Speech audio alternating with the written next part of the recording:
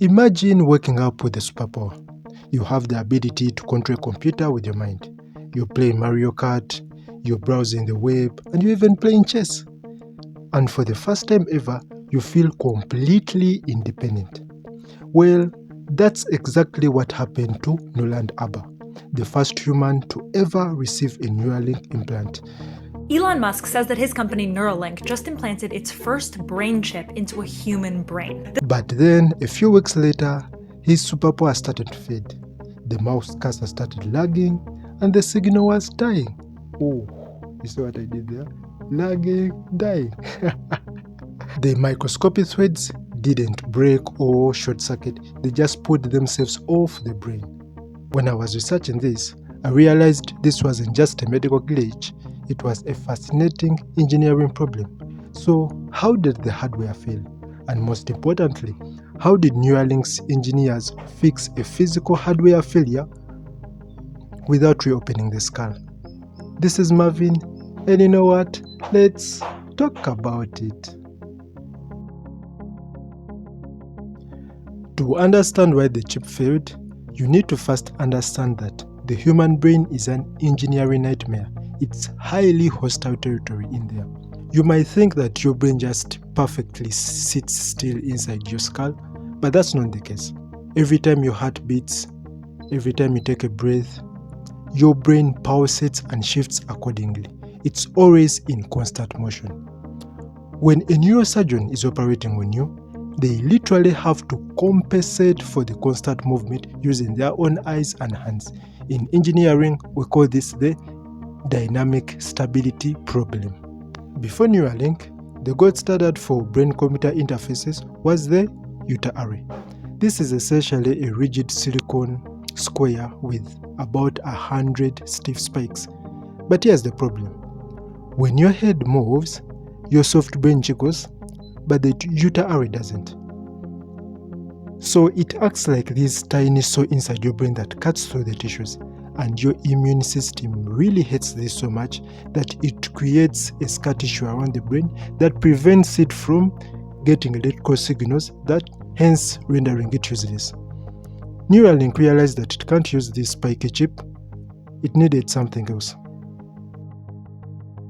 Okay. A human hair is about 70 microns thick. So what Neuralink did, they turned away from spiky needles and went to threads, because threads can't spike through the tissue and they can't cause any problems. And so what they did, they used a flexible polymer known as polyamide, which is biocompatible with the brain, but can also be used to create threads that are as small as 4 to 6 microns thin. And this is actually so small that it's even smaller than a single red blood cell. However, by doing this, they introduced a completely new mechanical problem. How do you get these threads to be inserted into the blood vessels without them bending? Because these are now threads.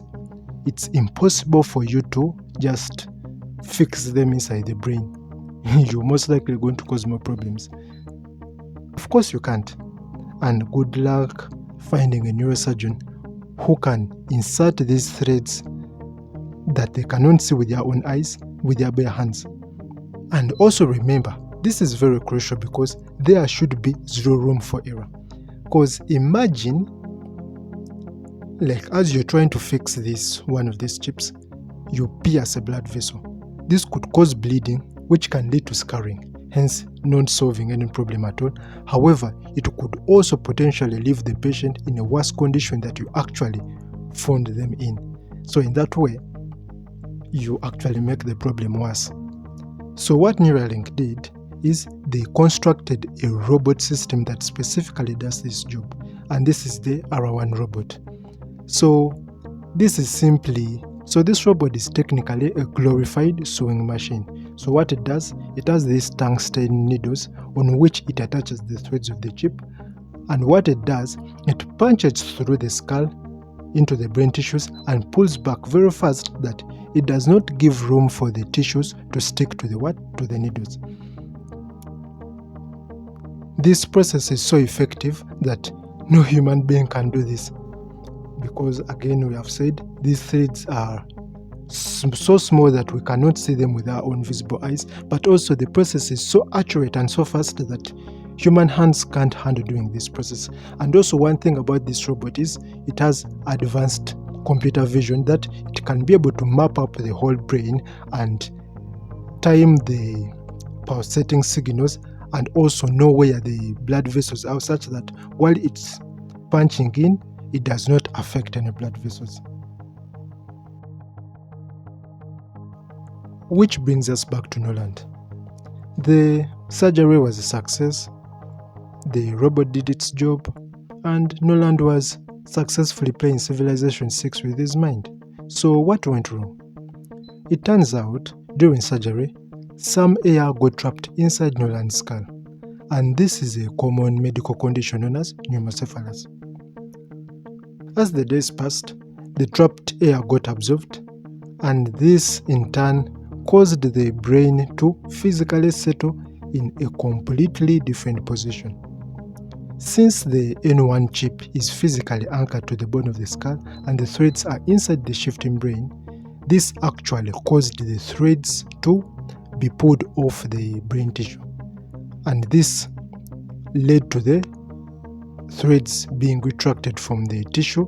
So now the electrodes were no longer close enough to the neurons in order to pick up electrical action potential, and in that way the data rate completely plummeted, which caused Noland to not actually effectively do certain actions.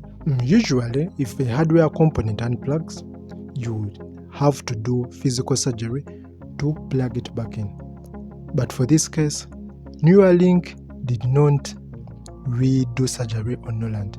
So what they did, since they couldn't physically put back the threads into their original position, they just simply rewrote the algorithm. So what they did, they modified the recording algorithm to be hypersensitive to the neurons that the threads could still pick up.